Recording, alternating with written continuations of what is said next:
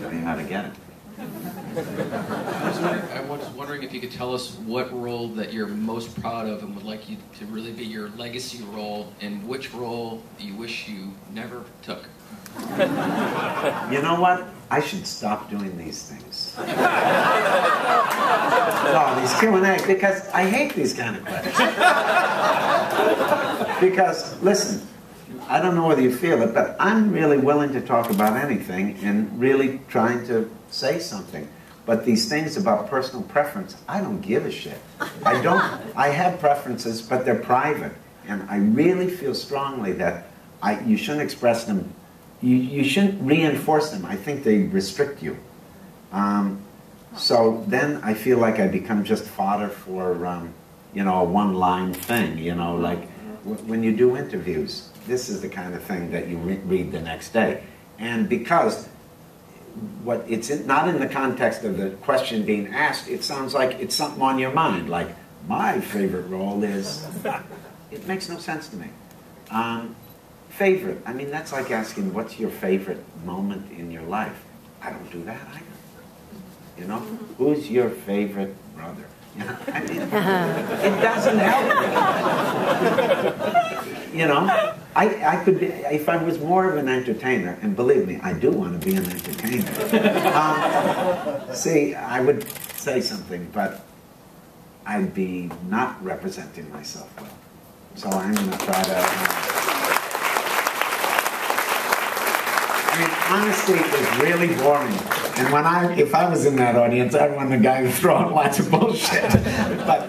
But I can't do it for him. The character was so suited to Willem Dafoe, it seemed to me, from the movies I've seen of his. Did you have him in mind from the beginning, or was this something that evolved across time? Look, I'm happy to say I did have... he was on the very first list we drew up of actors we'd like to see play that role.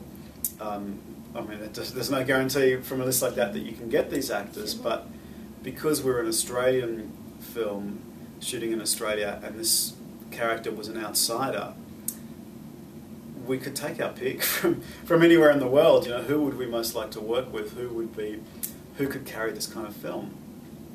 So Willem was, he was on our very early list. I did picture his face sometimes in the writing to try and help me bring the scene to life. And you know, once the script was kind of ready to go out to actors, we went straight to him. That was after 8 years of development, mind you. And he responded pretty quickly as well, which was great.